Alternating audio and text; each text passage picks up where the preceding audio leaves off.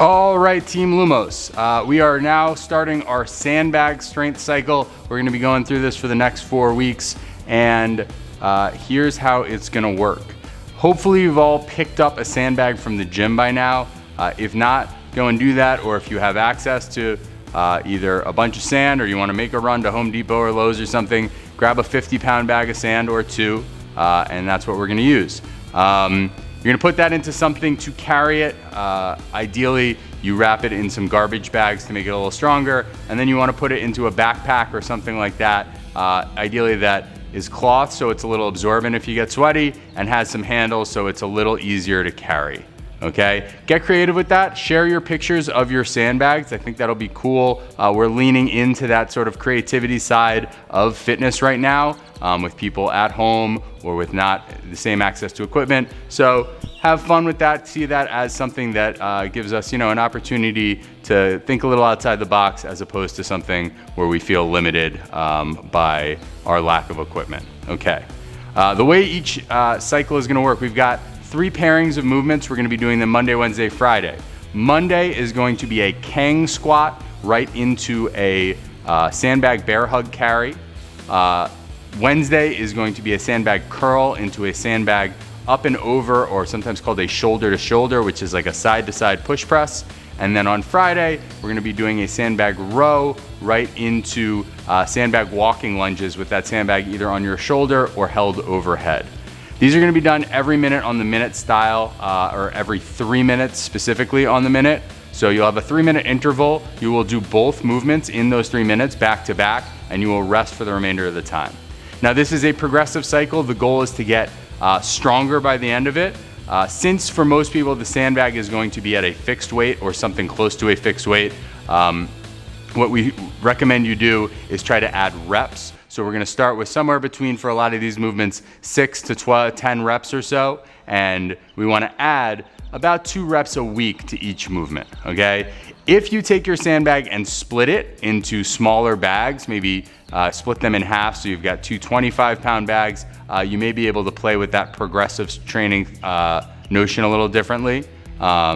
If you're a little worried about, will the sandbag be too light or too heavy, that's a good idea, is to split it into some smaller bags so you have a little bit of controllability on that front. All right, so those are gonna be the movement pairings. We've got movement demos of each one coming up. If you've got any questions, please reach out. We know this is maybe something people haven't done before, so let us help you. Have some fun with it, and we'll see all your smiling faces soon. All right, Lumos out.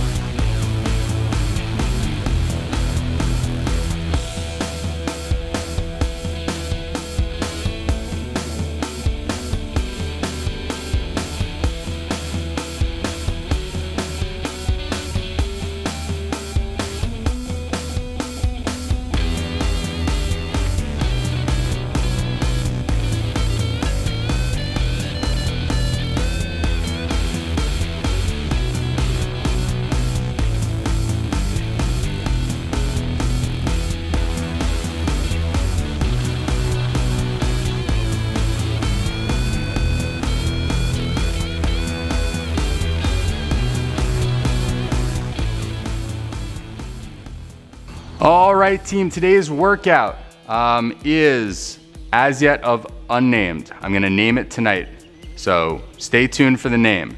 But it's gonna be 4 rounds for time, a 200-meter run, 18 skater jumps, and 18 hollow rocks. All right, for that 200-meter run, we can do any sort of monostructural movement that takes us about a minute is the goal. So that could be a run, it can be a bike or a row if we've got access to that. If you wanna do 10 to 15 burpees, something like that, that's fine. Anything that you're kind of consistently moving for about a minute with the goal to just kind of tax sort of your metabolic system. For the skater jump, something we may have not done before, this can be a movement that is pretty easy to kind of short if you're just trying to go fast. So what I suggest is maybe putting something, some sort of like barrier or something to jump over. It doesn't need to be very high, but it'll just make sure that you have to jump a sort of certain level each time. All right, for those hollow rocks, you can do it as a rock in an extended position. You can do it in a tuck position. You could do it as V-tucks or V-ups if that hollow position is very challenging, or you could do it as 18 sit-ups. All right, so have fun with this as yet to be determined named workout. I'm excited as to what I will name it later. It's a mystery. Okay, have fun. Peace out.